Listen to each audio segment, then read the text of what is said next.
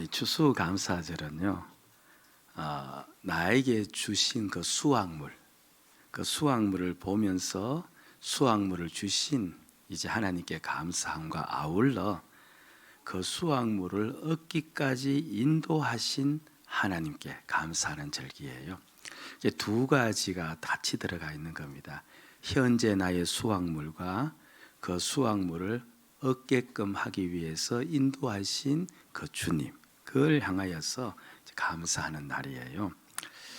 청교도들이 이제 신대륙에 도착한 지 3년이 지나 첫 수확물을 거두었대요. 그때 이제 매사추세츠 이제 주지사인 그 윌리엄 브레드 퍼더라는 사람이 1623년 11월 29일 목요일 오전 9시부터 12시까지 어른과 아이들이 함께 모여 목사님 말씀을 듣고 전능하신 하나님께 감사하자고 공포를 했답니다. 그 공포로 인해서 이제 추수감사절 이제 예배가 첫 시도가 되었고요.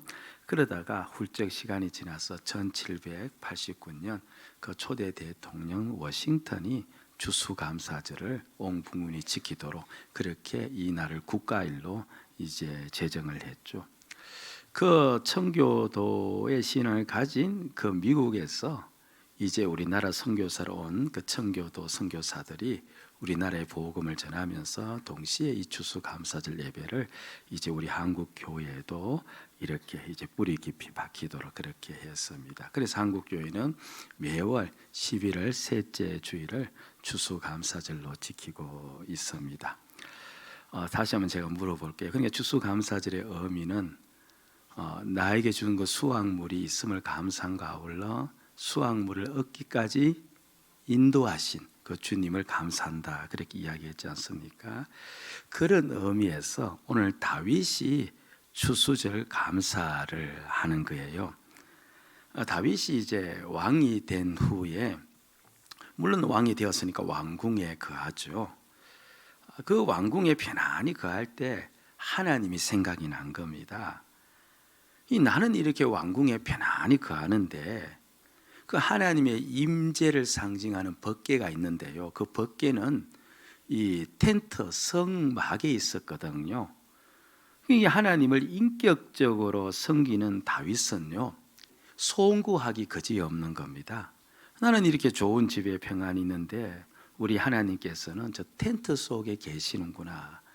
그래서 그 마음 속에 더 이상 이렇게 살아서는 안 되겠다 싶어서 성전을 지으려고 그렇게 계획을 세우고 나단 선지자를 불러서 내가 성전을 지어야 되겠다라고 이야기를 하죠. 그런 다윗을 본 하나님이요, 얼마나 기쁜지 정말 하나님을 자신의 아버지로 인정하고 아버지로 섬기고 있거든요. 저 멀리 떨어져 있는 신을 섬기는 게 아니라 바로 곁에 계신 내 아버지 하나님을 섬기는 것처럼 그렇게 인격적으로 섬기는 그 모습이 너무 보기 좋아서 그것이 너무 마음이 흡족해서 그래서 다윗을 이제 축복을 해요. 성전 짓는 것은 잠깐 보류를 시키고요, 축복을 하는데 그 축복의 내용이 이제 사무엘하 7장 16절 오늘 우리가 읽기 전 앞에 있는 내용입니다. 이렇게 축복을 합니다. 같이 한번 읽어볼까요? 시작. 내 집과 내 나라가 내 앞에서 영원히 보존되고 내 왕위가 영원히 경고하리라 하셨다라. 한마디로요, 내 왕권을 영원토록 보존시켜 주겠다. 너에게만 왕권이 허락되는 것이 아니라 너의 자자손손 너의 왕권이 물려져서 그래서 그 왕위가 영원토록 보존되도록 만들어 주겠다. 그 축복을 주신 겁니다. 물론 그 앞에 여러 가지 내용이 있지만 저게 결론적 축복이에요. 여러분요, 왕에게 주는 가장 큰 축복이 무엇이겠어요? 바로 그 왕권을 보장해 주고 그 왕권이 끊이지 않고 계속 이어가도록 만들어 주겠다는 거, 그거보다 더 큰 축복이 어디에 있어요? 그 말을 듣고 다윗이 감격하는 겁니다. 감격해서 하나님께 감사의 말한 것이 오늘 읽었던 바로 사무엘하 7장 18절 말씀이에요. 이렇게 감격 감사해서 이야기를 하죠. 다윗 왕이 그렇게 말씀하신 여호와 앞에 들어가 앉아서 이르되, 같이 시작. 주 여호와여 나는 누구이오며 내 집은 무엇이기에 나를 여기까지 이르게 하셨나이까. 내가 누구이며 내 집이 무슨 집이기에 여기까지 이르게 하셨나이까. 그러니까 추수감사절 감사라는 겁니다. 오늘 나에게 이런 자리에 이르게 있어서 그 큰 축복을 주신 것 감사하고 이렇게 되기까지 인도하신 하나님께 진정으로 감사하는 겁니다. 다윗은 목동이었어요. 목동으로 살다가 목동으로 끝날 인생이었습니다. 지금으로부터 3,000년도 넘는 그 세월에 무슨 다양한 직업이 있었겠어요. 그냥 농사꾼으로 태어나면 농사꾼으로 살고 목동으로 태어나면 목동으로 살고 그렇게 해서 끝날 인생인데, 그런데 그런 거를 하나님께서 인도하시어 그에게 왕권을 주시고 그리고 더 나아가서 영원한 왕권을 허락해 주시니 그게 너무 감사하다. 그 이야기를 하나님께 지금 다윗이 감격해서 하는 겁니다. 우리는요, 오늘 우리의 수확물을 보면서 그 수확물이 크든 적든 수확물을 보면서 여기까지 인도하신 주님을 봐야 돼요. 아멘. 예. 그러면요, 놀라운 일이 하나 일어납니다. 다시 한번 제가 반복해서 말씀드릴게요. 단순히 수확물을 보는 것이 아니라 그 수확물을 얻기까지 여기까지 인도하신 주님을 보자.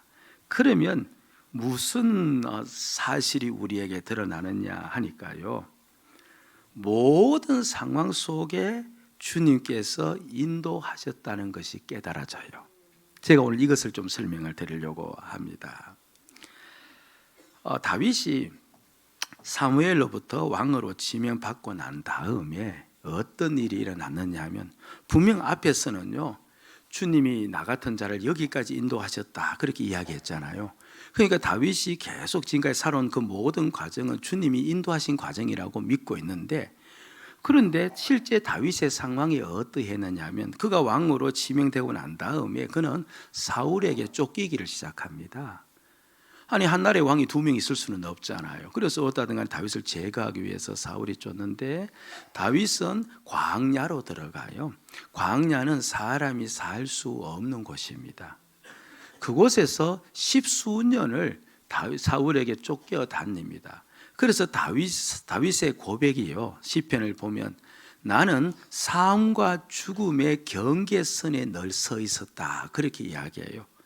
자칫하면 어디로 또 빠지는 겁니까? 죽을 수밖에 없는 그런 늘 위태위태한 순간, 그 불안한 순간 속에서 살았다는 겁니다. 나중에는요, 사울왕이 너무 집착해서 그 광야까지 샅샅이 뒤지니까 그곳에서도 살 수가 없어서 그 당시 적국이 있었는데 블레셋이에요. 그 블레셋에 가서 망명까지 하면서 살았던 그런 다윗이었습니다. 그런데 오늘 이렇게 하나님으로부터 영원한 왕권을 보장받고 그 축복의 약속의 말씀을 듣고 뒤돌아보니까 그렇게 죽음과 삶의 경계선에서 위태하고 불안해하며 두려워하며 살았던 그 모든 시간들 속에서 그때도 무엇이 있었다는 거예요? 주님의 인도하심이 있었더라. 주님께서 그 모든 시간들을 이어붙여서 여기까지 오게 하였다. 그래서 그 시간들까지도 나에게는 전부 감사의 조건이 된다. 그 시간들까지도 나는 감사합니다. 이렇게 지금 다윗이 고백을 하고 있는 겁니다. 사실 우리도요, 이런 고백을 할 때가 있을 거예요. 제가 분명하게 확신할 수 있는 사실은 언제 우리 모두가 이런 고백을 하냐니까, 지금은 하는 분도 계시고 하지 않는 분도 계실 수 있겠지만 이런 고백을 분명히 하는 날이 있는데, 그때는요 바로 주님께서 이 땅에 오실 때예요.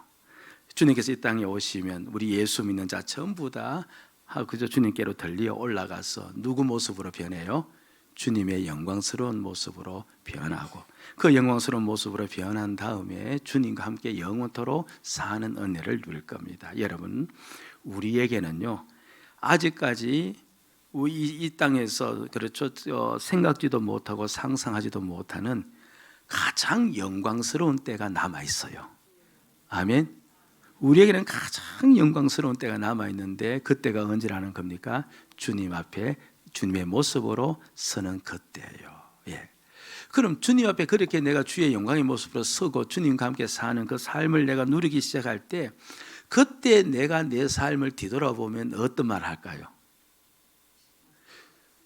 주님께서 여기까지 나를 인도하셨다, 그 말씀을 하겠죠. 당연히 그렇게 이야기할 겁니다. 그때 그 영광을 얻고 뒤를 돌아보면 내가 살아온 모든 삶의 부분이 다 주님의 은혜였음을 깨닫게 되어지고, 주님께서 나를 인도하셨음을 내가 고백하며 그렇게 인정하며 나갈 것입니다. 여러분들, 오늘 나에게 일어나는 모든 상황 속에는 주님의 인도하심이 있어요. 모든 상황 속에 무엇이 있다고요? 주님의 인도하심. 오늘 이것을 그냥 우리의 가슴에 확 넣고 돌아가셔야 됩니다. 보세요. 한 사람 예를 들면 요나 선지자가 있지 않습니까? 하나님께서 니느웨에 가서 말씀을 전하라고 했는데 요나는 그게 싫어서 반대 방향으로 배를 타고 도망을 가죠. 그 도망가는 요나에게 하나님께서는 풍랑을 막 일으킵니다. 근데 풍랑이 너무 심하니까 배에 탄 사람들은 이러다가 배가 침몰하겠다 싶어서 있는 짐을 전부 다 바다로 다 빠뜨려요. 바다로 빠뜨리고 배가 가벼워졌음에도 불구하고 배가 침몰할 것 같자, 그 당시 그렇죠, 이 고대인들이잖아요. 이게 신이 노여워서 이렇게 되었는가 보다 싶어서 우리 중에 누가 신의 노여움을 샀는가 하면 제비 뽑아보자 해서 제비를 뽑았는데 누가 뽑힌 겁니까? 요나가 뽑혀서 결국 요나가 바다에 던져집니다. 바다에 던져진 그 요나가 큰 물고기가 그렇죠, 기다렸던 듯이 그를 삼키죠. 그래서 요나는 결국 큰 물고기 뱃속까지 들어가는 겁니다. 그 물고기 뱃속을요, 요나가 스스로 표현하기를 스올의 뱃속이다, 그렇게 표현했어요. 이게 무슨 말입니까? 나는 지금 지옥을 살고 있다, 이 말이에요. 캄캄한 그곳에서, 그렇죠, 악취가 나는 그곳에서 지옥의 삶을 살고 있다, 그렇게 이야기합니다. 자, 여러분 보시기 바랍니다. 그 큰 풍랑을 만났을 때 요나가 감사할 수 있을까요, 없을까요? 감사할 수 없겠죠. 그런데 거기서 그치는 것이 아니라 바닷속에 던져졌을 때 요나는 더 감사할 수 없었을 겁니다. 그리고 그 물고기 뱃속에서 지옥의 경험을 했을 때는 그 속에서 더 힘든, 그렇죠, 마음이 생길 수 있는지 모르겠습니다. 근데 사실요, 그 요나와 같은 상황이 오늘 우리에게도 펼쳐져요. 사실은 갑작스럽게 내 삶의 기반이 무너질 때가 있지 않습니까? 사업이 무너지고, 가정이 무너지고, 건강이 무너집니다. 바다에 빠지는 것과 똑같은 거죠. 그래서 사는 것보다 죽는 것이 더 좋은 그런 환경에 놓일 때가 있습니다. 잠자리에 들 때 영원토록 깨고 싶지 않는 그런 날들이 우리에게 있습니다. 여러분들 감사할 수 있을까요, 없을까요? 예, 잘 안 될 겁니다. 예. 그런데 요나의 그 상황 속에는요, 그 요나를 향한 주님의 인도하심이 있는 거예요. 보세요. 요나는 죽을 것 같은 그 환경을 통하여서 회개를 해요. 그리고 그 환경 속에서 주님의 말씀을 어기고 도망치고 있었잖아요. 다시 주님을 섬길 것을 결단을 해요. 그리고 요나를 물고기가 니느웨로 향하는 그 육지에다가 뱉어내므로 말미암아 요나는 자신의 사명을 수행 다 합니다. 선지자의 사명을 감당하는 겁니다. 그렇게 보면 요나에게 닥친 그 환경은 결국은 요나를 다시 세우고자 하는 누구의 인도하심이에요? 주님의 인도하심이었다는 말입니다. 요나의 그 상황 속에도 주님의 인도함이 있었다면 오늘 나의 모든 상황 속에는 요나와 같은 상황일지라도 주님의 인도하심이 우리 환경 안에 들어와 있어요. 있습니다. 100% 그렇습니다. 믿는 자에게 주님의 인도하심의 은혜가 없는 환경은 추워도 없습니다.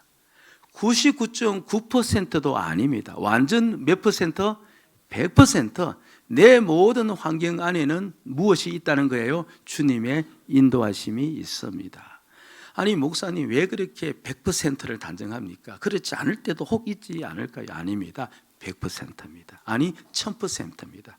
주님의 인도하심이 없는 믿는 자의 환경은 추워도 없습니다. 저와 여러분들이 결코 잊지 말아야 될 것은 모든 환경이 나에게 올 때마다 우리에게는 무엇이 있다는 거예요? 이 환경 속에 주님의 인도하심이 있다고 믿으셔야 돼요. 아니 어떻게 그렇게 믿을 수가 있습니까?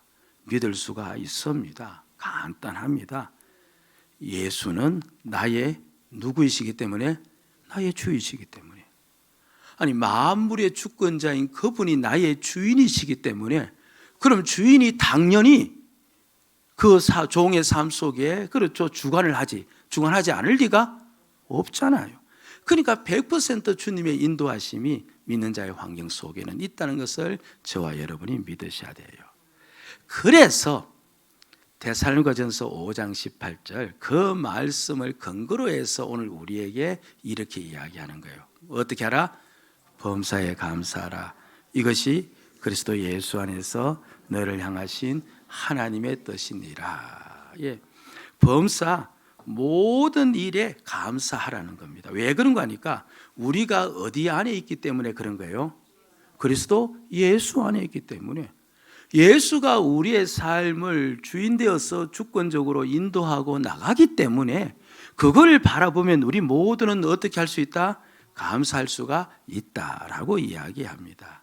저기서 범사는요, 그 어떤 것이든지 전부 다라는 의미예요. 예? 갑작스럽게 우리에게 재난이 닥쳤습니다. 갑작스럽게 우리가 사고를 당했습니다. 그것도 어디에 들어가요? 범사에 들어가요. 나의 잘못이 아닌 상대방의 잘못으로 내가 피해를 입을 수도 있어요. 상대방이 나에게 사기를 칠 수도 있겠고, 상대방이 나를 그렇죠 잘못된 것으로 이끌 수도 있겠고, 그래서 내가 잘못된 삶으로 들어갈 수도 있는데 그것도 어디에 들어가 있어요? 범사에 들어가 있어요. 그런데 대부분이 우리에게 있는 힘든 일은 사실은 누가 만들어내었느냐니까 우리 자신이 만들어낸 거예요. 우리가 부족하기 때문에 일어난 일이에요. 내가 부족하기 때문에 사업이 힘들어졌죠. 내가 재능이 좀 더 있었고 지혜가 좀 더 있었다면 힘들어질 수가 없을 것인데 내 지혜가 부족해서 그런 거예요. 내 지혜가 없기 때문에 자녀를 바르게 잘 키우지를 못하고 잘못 키울 수도 있겠고, 내 지혜가 부족하기 때문에 관계가 비틀어져서 지금 나로 하여금 힘든 삶을 살게 할 수도 있겠고, 사실 사기를 당하는 것도 그 사람이 악해서 그렇기도 하지만 내가 그 사람보다 지혜가 더 많다면 사기당할 일이 없는 셈이 되어지는 겁니다. 가만히 보면요, 전부 다는 아닐지라도 재난이야 우리가 어떻게 막을 수 있겠습니까만은, 그런데 많은 일들이 바로 나의 부족 때문에 우리에게 그 힘들고 어려운 일이 생기는 거예요.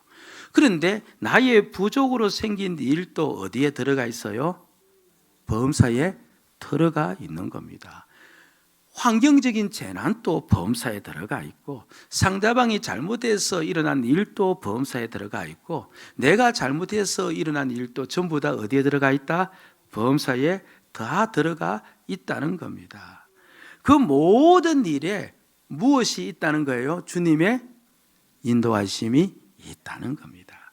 그걸 보고 어떻게 하라는 거예요? 감사하라, 이렇게 이야기를 하는 겁니다. 여러분, 범사에 감사하면요 역사가 일어나요. 왜 그러냐니까요, 우리가 복음서를 보면은 모든 예수님이 일으키신 기적의 역사는 사람들이 예수를 무엇함으로 말미암아 일어난 일입니까? 예수를 믿음으로 말미암아 일어난 일이에요. 모든 일은 전부 다 믿음의 역사예요. 그런데 범사 감사는요, 모든 환경 속에서 주님의 인도하심이 있다는 것을 믿는 거잖아요. 그러니까 주님을 철저히 신뢰하는 거예요. 그렇죠? 범사 감사만큼 주님을 신뢰하는 표현은 없습니다. 그러니까 내 주 되신 예수님을 철저히 신뢰하는 것, 철저히 믿으니까 범사 감사하고, 범사 감사하는 것은 결국 신뢰의 표현이기 때문에 그렇게 살아가는 그 삶에는 주께서 역사를 일으켜요. 아멘. 역사를 일으킨다고 해도 우리는 그냥 묵묵부답이에요. 예. 범사 감사하는 자에게는 반드시 역사가 일어나요. 아멘. 역사 납니다. 제가 이제 한두 가지 이야기를 해드리려고 합니다. 우리에게는 잘 모르죠. 그러나 나름대로 이제 그 목사님들 세계에서는 유명한 목사님이 몇 분 계시는데, 그 중에 한 분이 이제 멀린 캐로더스라는 목사님입니다. 이제 이분이 무엇을 강조하느냐니까 바로 우리가 읽었던 데살로니가전서 이제 5장 18절 말씀을 강조하는 분이에요. 범사에 감사해야 된다. 그게 주님의 뜻이다. 그러면 기적을 낳는다. 그걸 이제 늘 강조하는 그런 분입니다. 이제 그가 이제 이런 이야기를 들려주었어요. 이제 월남전이 이제 한창일 무렵 오래된 사건이죠.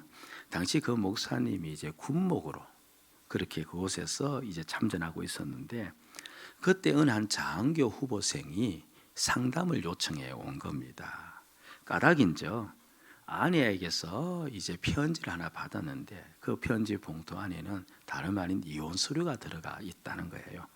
빨리 당신이 이혼 서류 작성해서 나한테 보내어서 우리가 이혼을 하자. 이제 그런 이제 편지를 보내온 겁니다.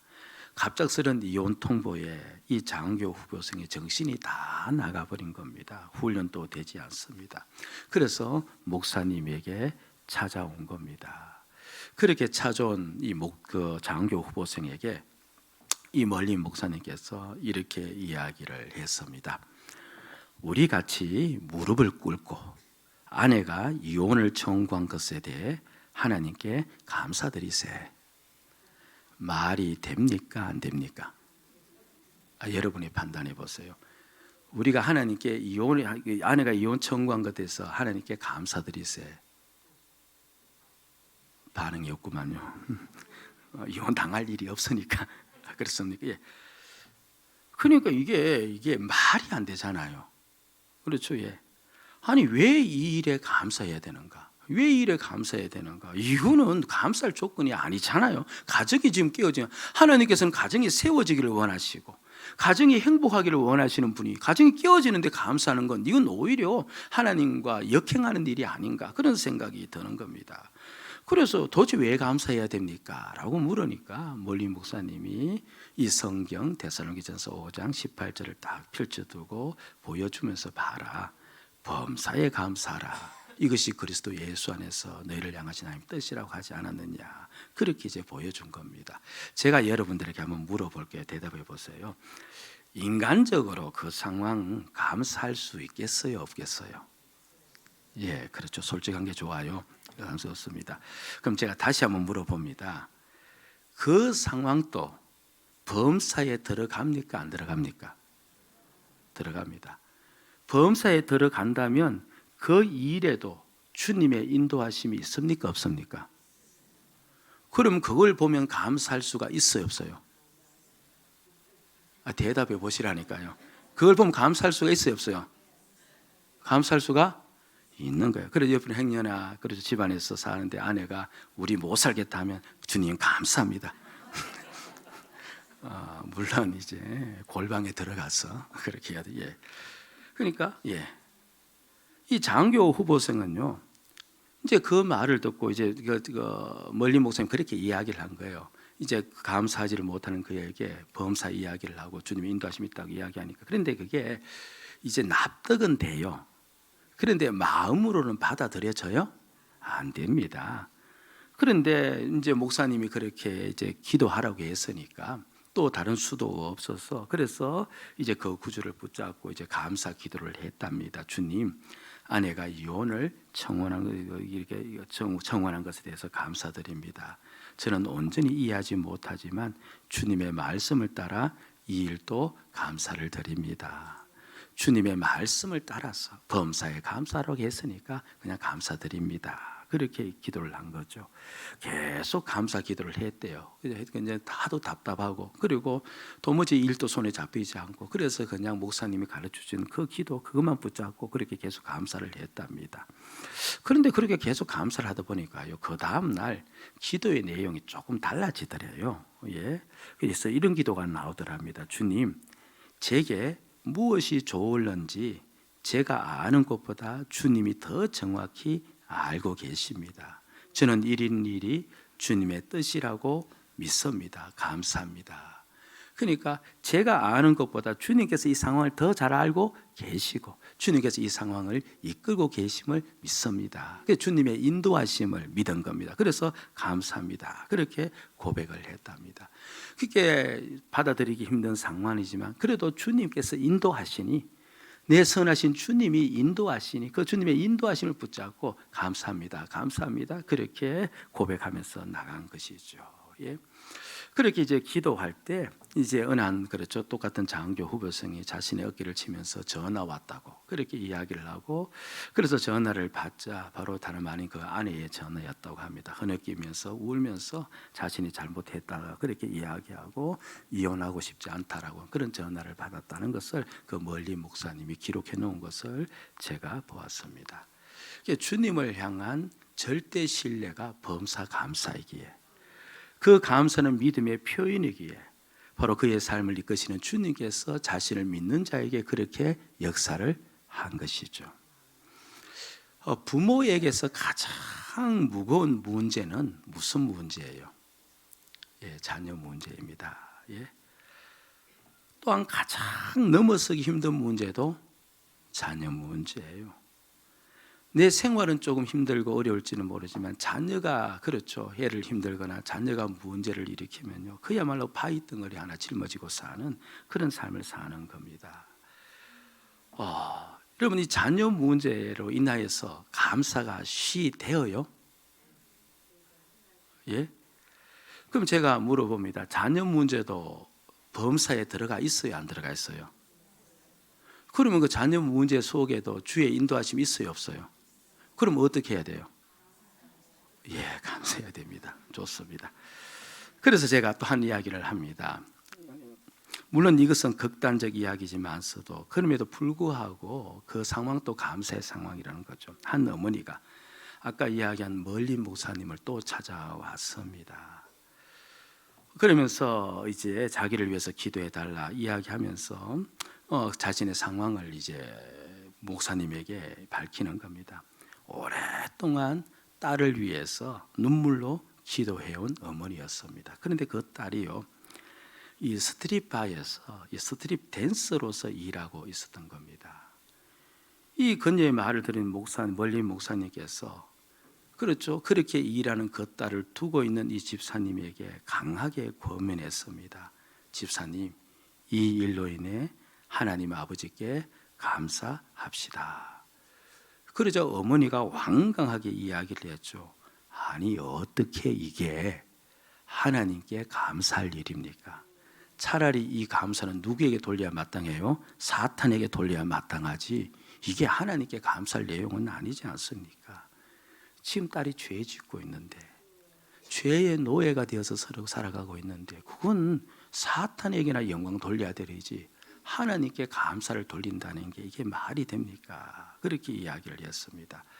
그러자 멀리 목사님이 또 이제 그렇죠, 그 구절을 들이대면서 이야기합니다. 이 딸의 문제도 범사에 들어갑니까? 들어가지 않습니까? 아무리 생각해도 그 범사에 딸의 문제도 들어가 있고 분명히 들어가 있습니다. 그러면 그 딸의 문제 속에도 주님의 인도하심이 있습니까? 없습니까? 예, 있습니다. 그럼 주님의 인도하심이 있으면 그게 감사할 조건이 됩니까? 안 됩니까? 됩니다. 감사하십시다 하면서 그렇게 이야기를 하고, 그래서 그 어머니가 생전 처음으로 그 딸의 기도를 하면서 감사의 기도를 드렸답니다. 예, 이게 말이 안 되는 상황이잖아요. 그런데 또 딸을 향하여서 주님의 인도하심이 있는 줄 믿고, 딸이 지금 저렇게 살아가고 있는데 그러나 주님의 인도하심을 믿고 감사드립니다 라고 한마디를 했는데요, 지금까지 한 번도 느껴보지 못했고 누려보지 못했던 자유함이 생기더랍니다.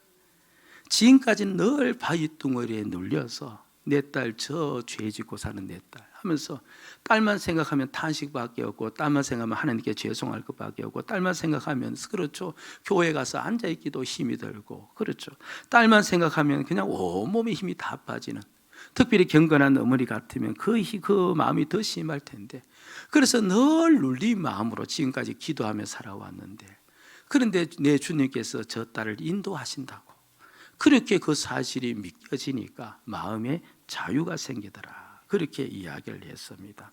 그리고 그 이제 멀리 목사님, 물론 이제 간증집이죠. 그 이야기에 끌만한 그 딸도 결국은 주님께서 돌이키게 해서 돌아오도록 만드는 역사를 주시더구만요.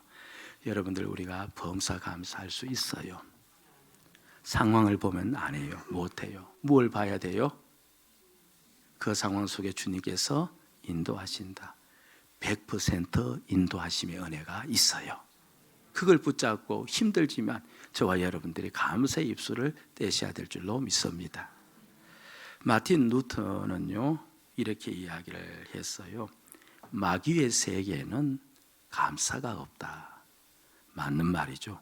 마귀는 예수를 자신의 주로 받아들이지를 않으니까, 자기가 주인 되어 있으니까 당연히 거기에는 감사가 없는 겁니다. 사랑의 병원 원장인 황성주 박사가 있어요. 꽤 유명하신 분인데요. 물론 이제 의사이죠. 이름 있는 의사이신데, 이분이 이제 물론 교회 생활은 오래 했는데요. 이분이 이제 자신의 이제 생애를 돌아보면서 이제 초창기 의사로서의 생활을 돌아보면서 이런 이야기를 했어요. 이제 의사 눈에는 뭐만 보여요? 예, 환자만 보이는데 환자를 보도 병만 보이잖아요.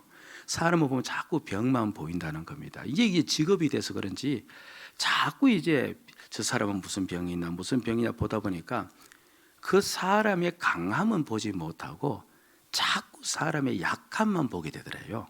그럴 수 있겠죠. 계속 약함만 보는데, 근데 이게 점점 심해지다 보니까요, 이제 모든 환경, 모든 상황, 모든 사람을 보아도 그 사람의 강함은 보지 못하고 뭐만 보는 거예요? 약함만 보니까. 조직에 들어가서도 조직의 약함만 보니까 조직을 뭐 하는 거예요? 비판하고. 특별히 이분이 이제 교회에 와서 또 신앙생활을 열심히 하는데, 그러니까 이 교회 생활 중에서도 그렇죠. 늘 뭘만 보는 거예요? 안 되고 부족한 것만 보인다는 거예요. 그래서 늘 교회를 비판하고, 또 목사님을 보니까 목사님 부족하니 또 목사님만 비판하고, 그래서 그 입에서 비판과 원망이 떠나지를 않았답니다. 늘 자기를 기준으로 해서 그렇게 살았다, 그렇게 이야기를 하더구만요. 그런데 어느 한 날 은혜를 받고 그 모든 일들 속에서 주님의 인도하심이 있다는 것을 보게 되었대요. 비록 연약한 교회일지라도 이 교회가 주님의 인도하심 속에 들어가 있다고 생각하니까 그 일도 감사가 되더라는 겁니다. 그때부터 그가 감사의 사람이 되었고, 그래서 그의 평생 모토가 범사감사, 평생 감사하는 사람으로 살겠다고 다짐하고, 그때부터 그 의사이면서도 사람들로 하여금 감사하게 하기 위해서 강연을 하고 다니는 것, 혹시 우리들 중에서 아시는 분도 있을 줄 압니다. 지난주 세일 보고서를 읽는 중에요, 성도 한 분이 세일 보고서 한쪽 난에다가 그렇게 이제 이야기한 것을 이제 목자나 통역자가 적어서 올린 거겠죠. 거기에 이제 이런 글이 있었습니다. 감사 노트를 서기로 작정했습니다. 그러니까 이 어떻게 했는지 모르지만 감사 노트 이 작성을 결심을 했답니다. 반드시 그분은 그렇게 살아가면 그의 인생이 바뀌어질 겁니다. 그의 삶이 달라질 겁니다. 여러분, 추수감사절이에요.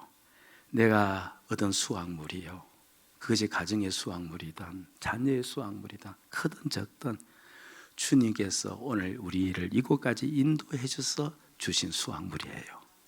그게 감사하시고, 그러나 오늘 이 추수감사절을 통하여 내가 살아가는 모든 삶 속에 주님의 인도하심이 있음을 믿으면서 범사 감사하는 성도가 되어 돌아갈 수 있기를 주의 이름으로 축복을 드립니다. 아멘.